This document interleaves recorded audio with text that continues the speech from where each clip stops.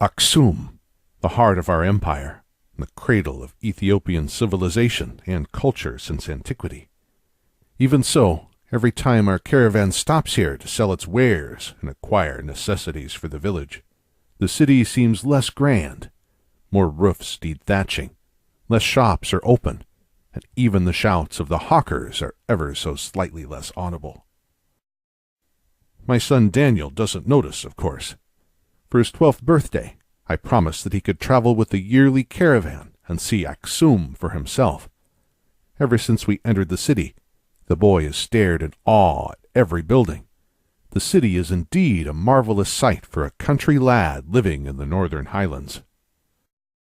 As we passed a temple, Daniel abruptly stopped. "Father," he whispered, his eyes fixed on the golden curtains. "Have you ever seen such a treasure? Why does nobody guard it? Are they not afraid of thieves?" I could not help but smile before replying. "Why hire strong-arms when even the queen dares not take them, my son?" A deep frown creased Daniel's brow. "Don't you lie to me, father. Surely a queen can do whatever she wishes." The boy apparently did not know the story of his ruler yet. That needed to change. "Sit down, son," I responded, directing Daniel to the stairs of the temple. 40 years ago, when our queen Yodit was but a princess, she discovered the very reason why those curtains do not need any guards." The boy sat down, leaning close to hear the beginning of what was sure to be a truly wondrous story. "Yodit was truly beautiful. Every lord in the empire contended for her hand, much to the displeasure of Gidajan, her nephew and the heir to the throne. Gidajan devised a plan to be rid of her, and the night he stole the golden curtains and hid them in her room. When the palace guard discovered the treasure, she was locked in the deepest cells." Daniel gasped loudly, but quickly covered his mouth and urged me to go on. "Luckily, there were some who refused to believe the accusations. One loyal captain, named Samuel, helped her escape through a secret tunnel. As long as she stayed in the Aksumite Empire, Yodit would never be safe from Prince Gidajan. Her journey had merely begun."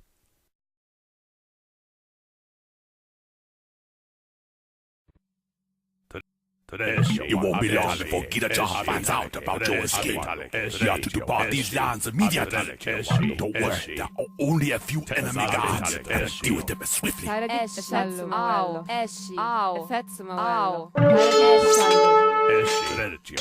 We will fight for you.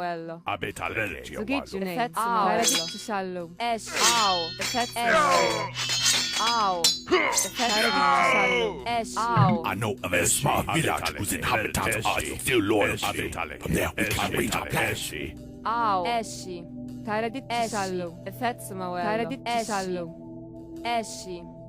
Wait a vitanisment.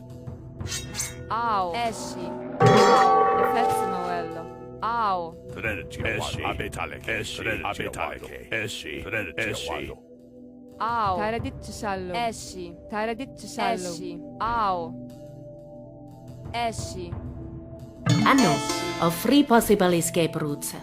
Each of them is being guarded by an encampment loyal to Gidajan. We must choose our opponents wisely.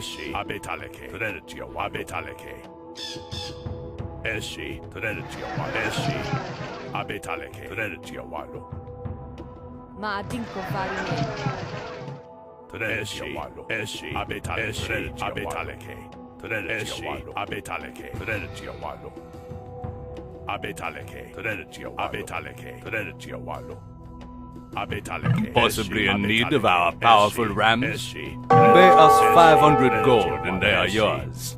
Esci.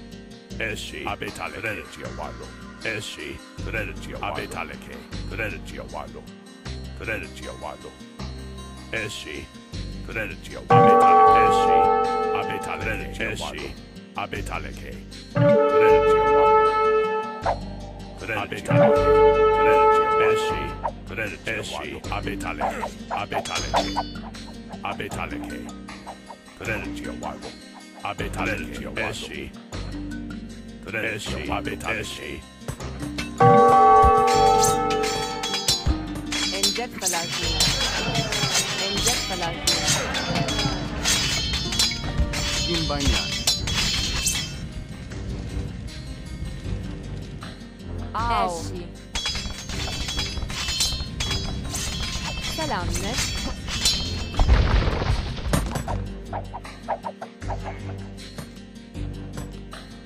Ma dinko farine.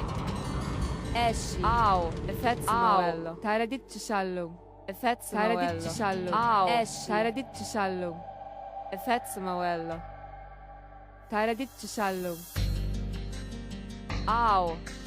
Effetz Noello. Taradit Cisallo. Au. Effetz Noello. Esci. Effetz Noello. Esci.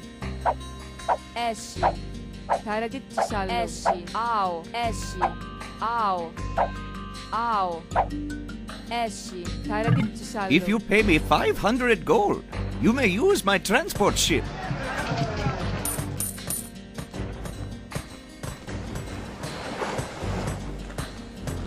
Najanna. Ma dinko farine. Ma dinko farine. The ship is yours. Selamneş. Effetz Noello. Esci. Taradit Cisallo. Effetz Noello. Taradit Cisallo.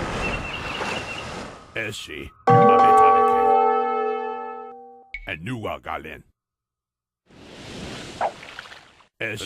Wallo. Petetenke Comelo. Abetaleke.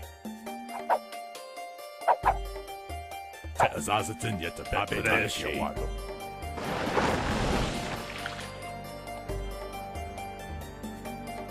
Ow. Teretia Wallo. Esci.